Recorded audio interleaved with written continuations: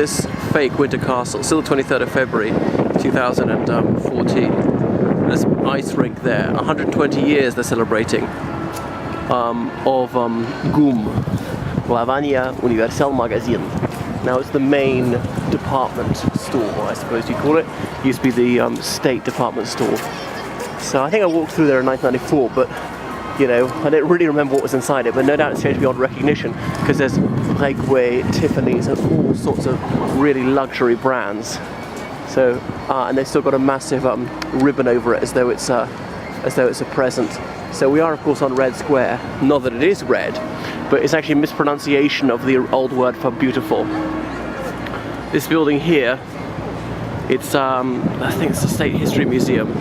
It's quite widely recognised, but if I look over to this side, which if I remember right is the east side of the square, no, west side of the square, you will recognise this bit. How about that?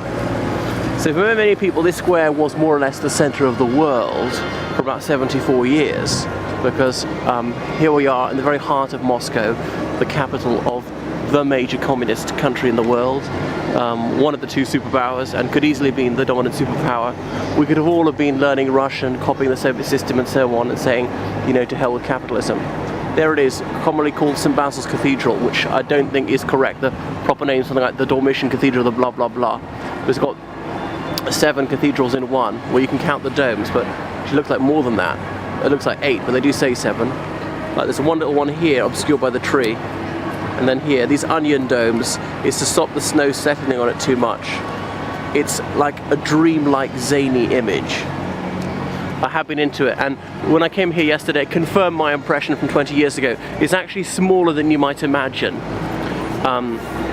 So I think these towers are magnificent, and you see the star up there. I remember in 1994 we had a tour from a young Russian lady called Maria, who spoke rather good English, and she was saying those made out of rubies.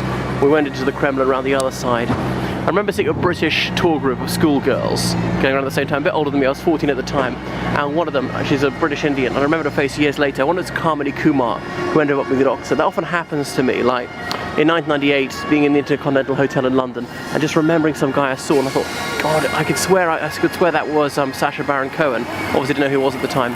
There's the Lenin Mausoleum. I'll see if it's open today, because it didn't go in last time. Well, 20 years ago it was closed. And then various dignitaries for parades will be here.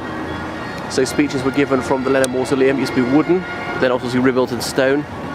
You're underground, you can't bring your bags in there. And there's the Kremlin Wall necropolis. Perhaps you see these little busts like that of various communist luminaries, doyens of the Soviet Union, or people like John Reed, the American journalist, Harvard graduate, wrote 10 Days That Shook the World about the Russian Revolution. So yeah, the top commies are buried there. So Russians really try to express luxury in scale by doing things ever so big. You see all these lines here for parades when they have the Victory Day parade on the 9th of May. So that's that.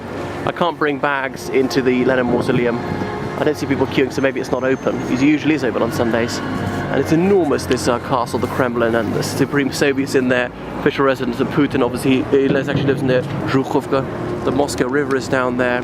There is just so much to see. It's such a historic and utterly fascinating place. So I should go off in that direction. And I've watched sort of whole funerals of those Soviet leaders. Not that I'm morbid, but just to see the dignity, the might of the state and so on. Now I can understand the orations a little bit more.